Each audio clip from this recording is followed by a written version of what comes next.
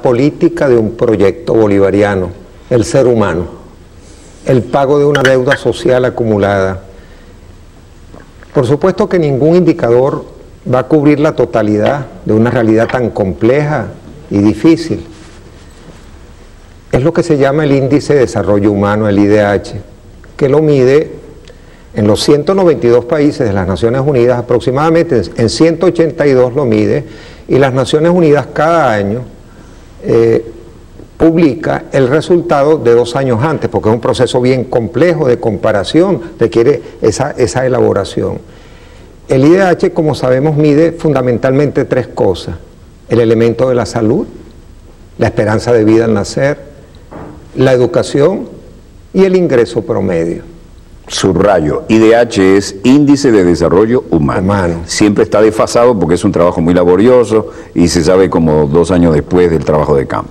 Entonces, vamos a repetir los conceptos básicos. Son la salud, que es la esperanza de vida al nacer, la educación, con varios componentes, y el ingreso promedio. Perfecto. O sea, eso es como una media pesada que tiene y se llega a un índice compuesto.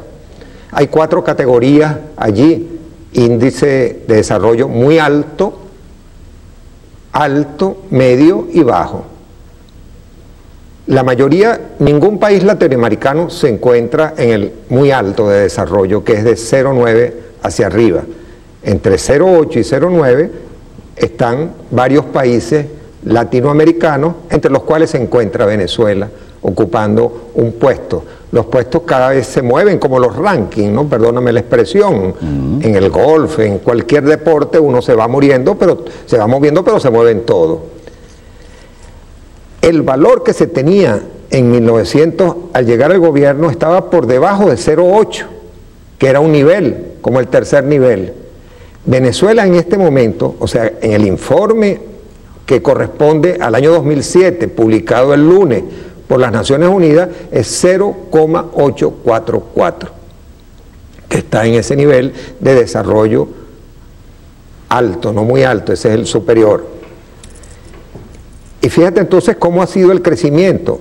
Esto de alguna manera refleja lo que es una política y una voluntad y una acción del gobierno y un empeño hasta la saciedad del presidente Chávez, que estaba en la agenda alternativa, cómo pagar la deuda social, y ha sido una constante a pesar del golpe de Estado, a pesar del sabotaje petrolero. En ningún momento ha cesado la política del gobierno en cumplir ese elemento fundamental que es el ser humano, del cual deriva la felicidad, si lo queremos. ¿Cuánto nos costó el golpe y el sabotaje petrolero? Hay cifras, estimaciones entre 10 y 15 mil millones de dólares, Walter. O sea, eso son estimaciones difíciles de hacer, como la tragedia de Vargas, que costó, según la CEPAL, 3, 4 mil millones de dólares. Hay gente que ha dicho que costó de entre 20 y 25 mil millones de dólares. Sí, ¿no? Por el efecto.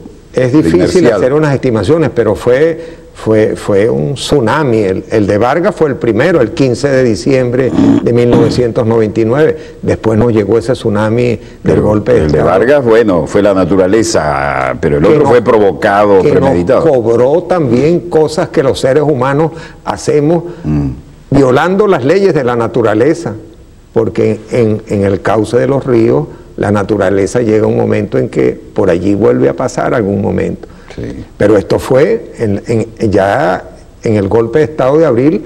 Ahí hubo ya una mano humana, militar. Si se lo hubieran hecho a Pinochet o al general de Gaulle, ¿qué hubiera pasado? Me pregunto yo, ¿no? En fin, adelante. Bueno, entonces este indicador de alguna manera señala lo que ha sido un esfuerzo, un tremendo esfuerzo por pagar una deuda social acumulada, no solamente durante 40 años del régimen de democracia representativa, sino mucho más. Y aquella cifra del Morgan Guaranty Trust con el traslado de cosas que eran públicos a lo privado en pocas manos. Ahora fíjate, aquí se muestra en una pequeña distribución que Venezuela superó cuatro lugares. Un país superó 7, 2 países superaron 5 lugares, y Venezuela está aquí subiendo 4 lugares en la escala. Esta es como la distribución. Hay algunos que bajaron y hay 83 que se quedaron igual. Este es como una especie de curva de distribución, ¿verdad? Los que subieron 2, los que subieron 1, los que se mantuvieron, los que perdieron una posición. Esta es una distribución de los países que año a año hay cambio en el ranking. Uno estuvo cuarto, sube el tercero, como la Vinotinto, que creo que ya está entre los cuantos, octavos de final, que ya es 16, ¿verdad?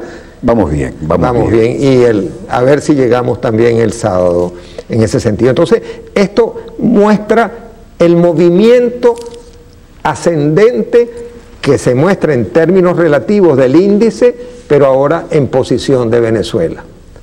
Ahora, estas cifras de las Naciones Unidas me dijiste que son de hace unos días. Claro, del lunes, lo publicaron, sí, porque ese informe se publicó el lunes a las 10 de la mañana, se presentó en Venezuela y en el mundo entero, porque ellos lo hacen a nivel internacional. Estas cifras son calientitas. ¿Pero es que no la han querido ver o qué pasó? ¿Le metieron silenciador o la engavetaron? No, es que yo creo que los señores que están en Estambul parece que no se ponen, ni siquiera ven lo que pasa en las Naciones Unidas. Bueno, eso pasa en el Fondo Monetario y en el Banco Mundial, que está en Washington, pero no ven lo que pasa en Nueva York. Si es que es un clamor, que no los van a decidir los grandes, ahora lo tienen que decidir los 192 países o los que sean. No, son 192. 192 bueno, contra los que levantan la mano en el Consejo de Seguridad y usan el veto. Y el derecho a veto. Entonces, esto es un movimiento ya de posiciones. Ahora fíjate todo este elemento. Si bien en ese segundo grupo Venezuela es superado por algunos países, como Chile, Uruguay, Argentina, Costa Rica, mira tú lo que es la distribución del ingreso. Y esto se mide con un indicador que se llama Gini, donde Venezuela en América Latina está en el primer lugar. Mientras menor sea el indicador, la distribución del ingreso, o sea, mientras mayor sea, es más regresiva la distribución del ingreso. Y países que nos superan en el índice, como Chile, Argentina, México,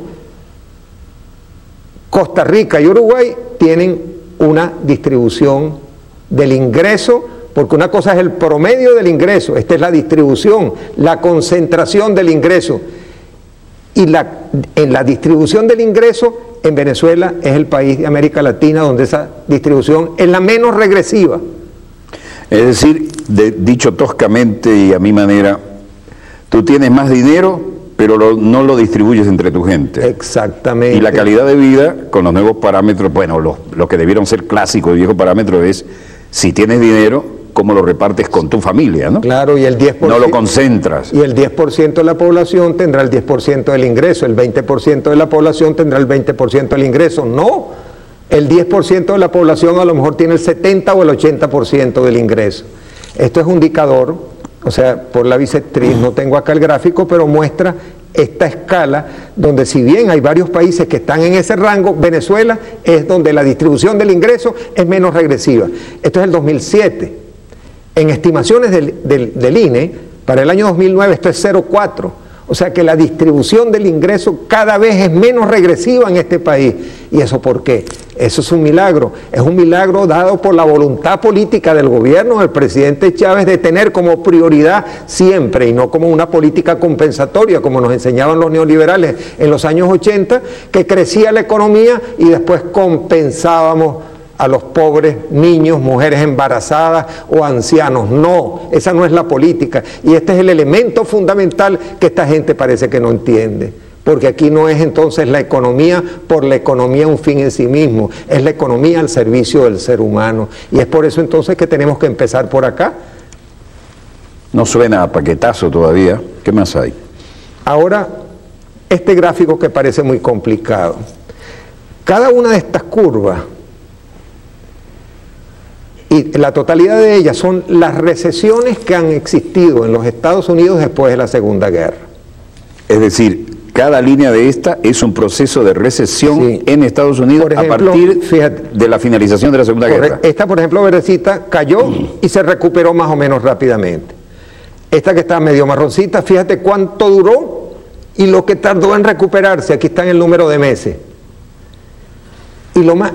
Y cuando hablamos de la profundidad de la crisis, si la pudiésemos medir en un solo indicador, que es la pérdida de los empleos en un año, la crisis actual, coyuntural, pero que no es coyuntural, sino estructural, en los estados, en todas esas recesiones, ha llegado hasta un máximo de pérdida de empleo hasta por acá, 1,5 millones, 2 millones